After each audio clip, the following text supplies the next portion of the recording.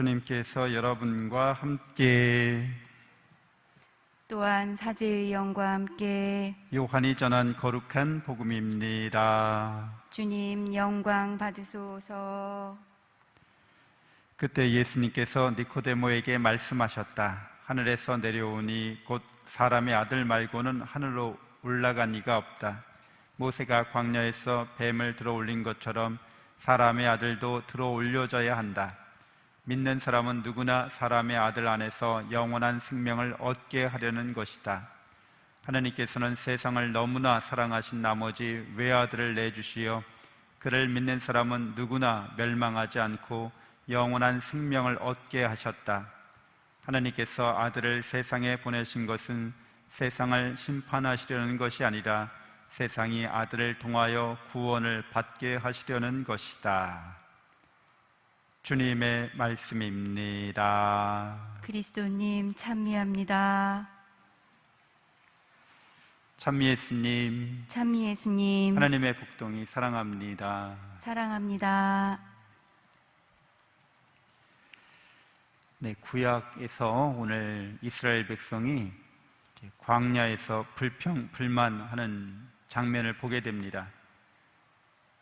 그래서 이런 불평불만으로 하느님의 길에 나서지 않고 이집트를 그리워하는 거죠. 이집트는 이제 농경 사회여서 거기도 물론 이제 뱀이 있었는데 맹독성을 가진 뱀은 별로 없고 무독한 뱀들이 주로 있었던 거죠. 근데 이 사막 환경에서는 척박하기 때문에 이런 뱀이나 해충들도 맹독성을 갖고 있습니다. 이스라엘 민족이 이집트를 나와서 약속의 땅을 향해 가는 이 여정 중에 이런 맹독성 뱀들을 만나게 되니까 적잖이 당황하게 된 거죠. 사는 것이 너무 척박하니까 이집트가 낫다는 생각을 하게 됩니다. 우리도 역시 여정을 가고 있는 사람들인데요. 하느님 나라의 여정을 가는 동안 이 세상살이에서 이러한 치명적인 죄의 유혹을 받게 됩니다. 그래서 뱀이라고 하는 존재가 이 죄의 상징으로 이렇게 나타나 있는데 인간은 두발 이족 보행을 하기 때문에 땅 밑에 도사리고 있는, 숨어 있는 또는 보호색을 띠고 있는 이 치명적인 뱀을 잘 발견하기가 어렵습니다. 뱀에 대한 두려움이 있는 거죠. 옛날 우리 조상님들은, 우리 동이족들은 집을 짓고 나면 이제 정착했죠. 해안가나 바닷가에 정착해서 우리 조상들이 살 때 뱀에 대한 두려움 때문에 돼지를 같이 키웠습니다. 자연스럽게 돼지가 뱀을 잡아먹는다는 걸 잘 알기 때문에 집가자에다가 돼지 시자를 쓰는 이유가 이제 집에 돼지를 키우게 되면 뱀의 이런 피해로부터 벗어날 수 있었던 거죠. 지금은 이제 그렇지 않지만 최근에는 최근 아주 오래된 그런 오래된 옛날 이야기는 아닌데 하여튼 최근에는 없어졌지만 제주도에 그런 우리가 무슨 그런 돼지고기, 맛있는 돼지고기를 할 때 보통 이제 그런 얘기를 하죠. 집에서 키우던 그러니까 인류가 이 죄에 대해, 이 뱀에 대해서 느끼는 공포는 특별히 이제 환경이 좋지 않을 때 더 극심한데 우리가 살아가면서 죄로부터 치명적으로 물리게 됐을 때 생명을 잃게 됩니다. 오늘 예수님은 이제 구약에서 모세가 광야에서 뱀을 들어올린 것처럼 당신도 들어올려져야 한다고 말씀하시는데 좀 이해하기 쉽지 않은 그런 내용들입니다. 이 뱀이라고 하는 것은 우리의 죄악을, 그래서 우리의 생명을 잃게 하는 그런 상징인데 들어 높이 올려져서 나무에 매달린 뱀의 모습을 보게 되죠. 예수 그리스도는 하느님의 아들님이시면서 저주의 상징으로, 죄의 상징으로 당신이 들어 높이 올려져야 한다고 그렇게 말씀하시는 거죠. 신명기 21장 23절에 보면 나무에 매달린 자는 저주받은 자이다 이렇게 나옵니다. 그래서 예수님이 죄인이고 저주받은 자로서 십자가 나무에 들어 높이 올려지게 되시는 것을 뜻합니다.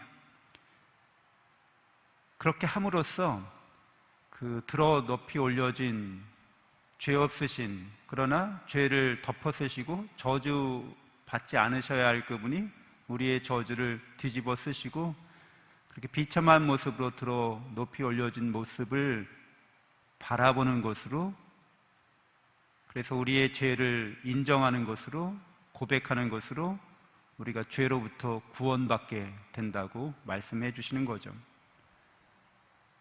죄에는 벌이 따르게 됩니다. 하나님께서 정의로운 심판관으로, 엄격한 심판관으로 우리 죄에 대해서 벌을 내리시면 누구도 영원한 생명과 행복에 들어갈 수 없게 됩니다. 죄에는 벌이 따른다는 이런 엄격한 정의로운 심판관으로서 하나님께서 나타나지 않으신다고 예수님이 말씀하시죠. 하나님께서는 자비로운 심판관으로 우리를 구원받게 하시려고 당신 아드님을 세상에 보내셨다고 그렇게 말씀해 주십니다. 우리는 죄에 대해서, 그리고 그 벌에 대해서 묵상할 때 정의로운 관점을 취하게 됩니다. 그래서 사람들이 생각해낸 정의로운 그런 심판이라고 하는 것은 구약시대에는 탈리언법이라고 하는 거였어요. 눈에는 눈으로, 이에는 이로, 이걸 이제 탈리언법이라고 하는데, 저 사람이 내 눈을 하나 잃게 만들었으면 나도 저 사람 눈을 하나 잃게 만든다는 거죠. 잔인한 것 같죠? 근데 아주 정의롭다는 거예요.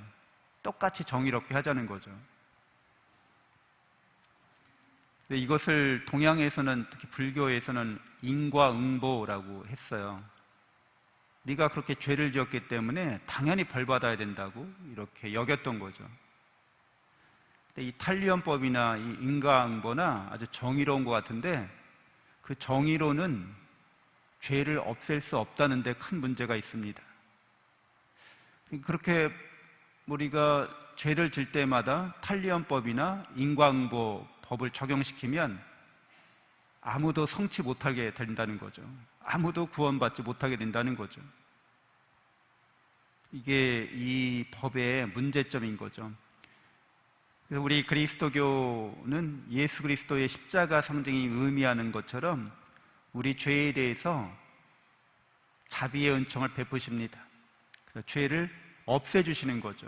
속죄의 어린 양, 희생양이 바로 하느님의 아드님이 되어주셨기 때문에 누구나 십자가를 바라보는 사람, 십자가 아래에서 자기 죄를 인정하고 고백하는 사람, 하느님의 사랑을 믿는 사람은 죄를 용서받습니다. 세례성사가 바로 그런 우리의 믿음의 고백의, 신앙 고백의 상징이고, 그 세례성사를 통해서 실제로 그 은총을 우리가 입게 되는 거죠. 세례성사는 일종의 사랑에 대한 깨달음, 또 사랑에 대한 믿음을 의미하고, 그렇기 때문에 세례성사를 받는 것은 사랑에 대한 약속이기도 합니다.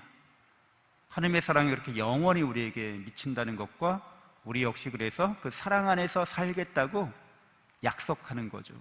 계약하는 겁니다. 사랑의 약속과 계약을 하고 살아가죠. 그런데도 우리는 세례 이후에도 죄를 범하게 됩니다. 우리 가톨릭 교회에서는 이 죄에 대한 용서가 고해성사를 통해서 베풀어지면서 동시에 이제 보석을 받게 됩니다. 그러니까 이 죄와 벌을 구분해서 보는 거죠. 죄는 용서받았는데 벌은 남아있다고 보는 거예요.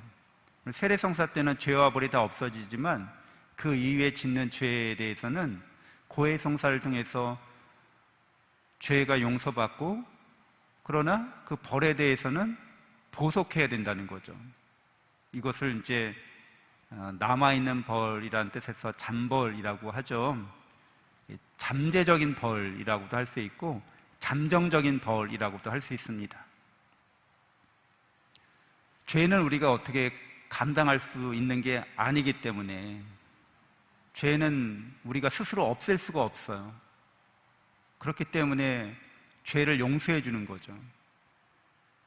우리가 빚을 졌는데 한 10조를 빚졌어요. 우리가 갚을 능력이 없어요. 그래서 그냥 10조를 없다고 치신 거예요. 근데 우리가 어떤 사람한테 10조를 받아서 어떤 사람한테 300만 원 빚을 줬어요. 그거를 우리가 탕감해 줄 수 있어야 된다는 거죠. 그게 보석인 거예요. 누가 나에게 죄 짓고 잘못한 사람, 아니면 내가 지은 죄에 대한 그런 남아있는 뒤처리, 그거는 하려고 해야 된다는 거죠. 이 보석의 개념인 거예요.